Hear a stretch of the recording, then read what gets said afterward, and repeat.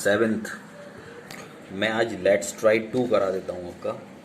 Let's try 2 में आप देखें, पहला क्वेश्चन है give 2 examples each to show integers are closed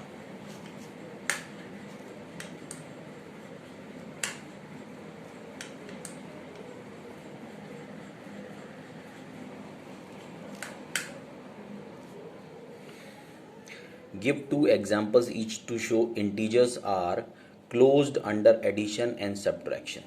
तो आपको 2 एग्जाम्पल्स कोई भी लेने हैं, कोई से भी 2 नंबर्स आप ले सकते हो जो इंटीजर्स हों और जो ऐड करने पर या सब्ट्रैक्ट करने पर क्लोज्ड होने का मतलब होता है कि क्लोजर प्रॉपर्टी इन पर एप्लीकेबल होगी कि नहीं।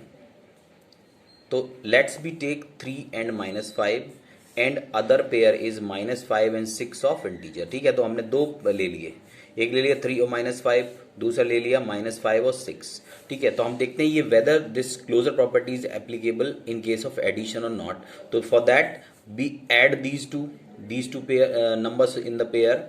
3 + -5 is equal to -2 and second one is -5 + 6 is 1। तो ये इनका जो रिजल्टेंट है, जो इनको प्लस करने के बाद आ रहा है, वो एक इंटीजर आ रहा है। इसमें भी -2 आ रहा है और इसमें 1 आ रहा है, तो ये दोनों आर ऑल्सो इंटीजर्स। ठीक है, तो एडिशन, इसका मतलब है कि closure property is applicable in case of addition. ठीक है, एडिशन ऑफ इंटीजर्स, तो आप लिखेंगे so integers are closed under addition. ठीक है, अब इसी एग्जाम्पल को यूज करते हैं, इन्हीं 2 नंबर्स, पेयर ऑफ नंबर्स को यूज करते हैं सब्ट्रैक्शन के लिए। तो इसमें करेंगे 3, बीच में पहले प्लस आ रहा था, अब आएगा माइनस, क्योंकि हमें सब्ट्रैक्ट करना है एक में से दूसरा।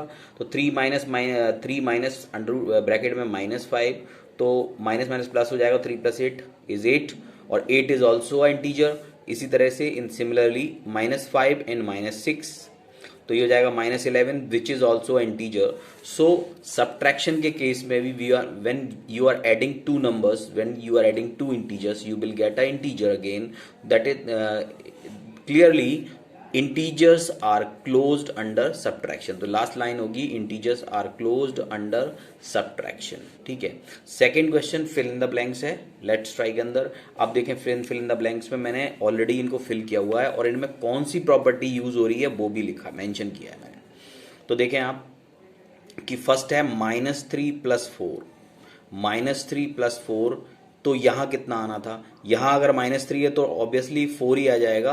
और यही हमारी क्या थी, ये क्लोजर प्रॉपर्टी नहीं, ये कम्यूटेटिव प्रॉपर्टी है, ये प्रॉपर्टी है कम्यूटेटिव। तो यहाँ आप अब लिखिए कम्यूटेटिव प्रॉपर्टी, कम्यूटेटिव। ठीक है, तो ये कम्यूटेटिव प्रॉपर्टी है क्योंकि इसमें क्या है कि हम इनका केवल ऑर्डर चेंज कर रहे हैं और ऑर्डर चेंज करने से इनके दोनों के आंसर सेम आएंगे। ठीक है, ऐसे ही जब 3 नंबर्स यूज करते हैं हम, तो 2 पे ब्रैकेट लगा देते हैं। इसी तरह से हमने 2 + 3 -7 और यहाँ पर 2 + 3 और -7 कर लिया। तो डेफिनेटली ये एसोसिएटिव प्रॉपर्टी है। यहाँ पर आप देखें तो -7 के साथ ऐसे नंबर को रखना था जिससे इसकी वैल्यू 0 आ जाए, तो -7 के साथ +7 ही रखा जाएगा, 7 ही रखा जाएगा। तो ये क्या हो गया, एडिटिव इनवर्स। ये कौन सी प्रॉपर्टी यूज होगी, एडिटिव इनवर्स। ठीक है, ये एडिटिव इनवर्स है। और ये जब कोई 0 ऐड होता है किसी भी नंबर में तो हमें 0 में वही सेम नंबर मिलता है, इसे बोलते हैं एडिटिव आइडेंटिटी। तो 0 इज अ एडिटिव आइडेंटिटी, तो प्रॉपर्टी भी लिख दी मैंने, और एडिटिव आइडेंटिटी। ठीक है, तो ये आप फिलअप कर लीजिएगा। एडिटिव आइडेंटिटी का मतलब है कि किसी भी नंबर में उतना 0 प्लस कर दें तो सेम नंबर रहता है। तो यहाँ -9 आया हुआ तो क्लियरली यहाँ पर -9 होगा, क्योंकि -9 में 0 को ऐड करेंगे तो -9 ही हो जाएगा। ठीक है, तो ये 2 क्वेश्चन हो गए। थर्ड क्वेश्चन करते हैं। इसमें क्या है, थर्ड है according to commutative property of addition -9p + -4q। तो कम्यूटेटिव प्रॉपर्टी में क्या होता है, इनका सीक्वेंस चेंज कर देते हैं। जो पहले आया था वो बाद में पहुंच गया, तो ऑब्वियसली जो जहां पर फिल इन द ब्लैंक्स है वहां पर ये 4q आ जाएगा। बस इतना ही हमें करना है। ठीक है, तो ये इसका फिल इन द ब्लैंक्स था, वो कर लेना था। इसके बाद एक फोर्थ क्वेश्चन जो है वो पढ़ें जरा। समीर स्कोर्ड लिखा हुआ है, ये SCORED। समीर स्कोर्ड 15 और 95 एंड 20, ये 3 अलग अलग रन्स उसने जो हैं वो बनाए हैं। वाइल रोहन स्कोर्ड 95, 20 एंड 15, यानी 3 मैचेस में समीर ने पहले मैच में 15, दूसरे में 95, तीसरे में 20 बनाए हैं, और रोहन ने फर्स्ट मैच में 95, सेकंड मैच में 20 और थर्ड मैच में 15 बनाए हैं। तो how many runs did both score, तो पहले तो आपको निकालना है कितने स्कोर उन्होंने, उनका स्कोर कितना है तीनों में। फिर which property of integer can be applied here, तो यहां देखें आप, sum of runs which Sameer scored, हमें प्रॉपर्टी का नाम भी बताना है ना, तो sum of the runs which Sameer scored, Sameer ने क्या स्कोर किया 15, 95 और 20, when you add them up you will get 130, तो 130 runs total run, 130 is the total runs which Sameer scored, है ना। फिर उसके बाद है सम ऑफ रन्स रोशन स्कोर्ड, तो रोशन ने किया था 95 प्लस 20 प्लस 15, अगेन ये सम होके 130 आ रहा है, तो इसका तो दोनों का इक्वल है, तो हम उसे लिख सकते हैं, we can write sum of runs of Sameer is equal to sum of runs of रोशन।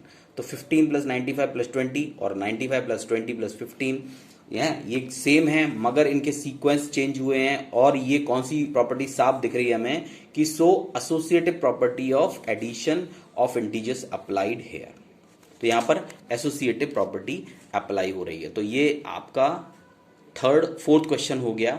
इसमें 3 चीजें पूछी थी, पहले इनका सम कितना होगा, फिर इसमें प्रॉपर्टी कौन सी यूज होगी, ठीक है, तो ये सारा हमने कर दिया है। नेक्स्ट इज फिफ्थ, तो फिफ्थ क्वेश्चन ध्यान से पढ़ लें, लेकिन मैं ये इसका सोल्यूशन आपके लिए छोड़ रहा हूं क्योंकि जैसे आपने ये वाला किया है वैसे ही आपको फिफ्थ क्वेश्चन भी करना है। ये लास्ट क्वेश्चन है लेट्स ट्राई 2 का, तो इसे आप करके भेजेंगे। Ramesh went for a holiday, Ramesh holiday पर छुट्टियों पर जा रहा है।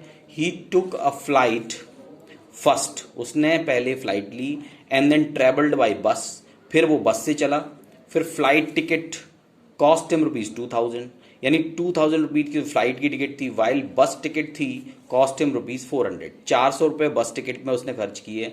वाइल रिटर्निंग, फिर वो वहां से लौटा, ही टुक द बस फर्स्ट, तो उसने पहले बस ली और पेड किए 400 rupees for the ticket, and then he paid ₹2000 for him, और फिर उसने फ्लाइट ली।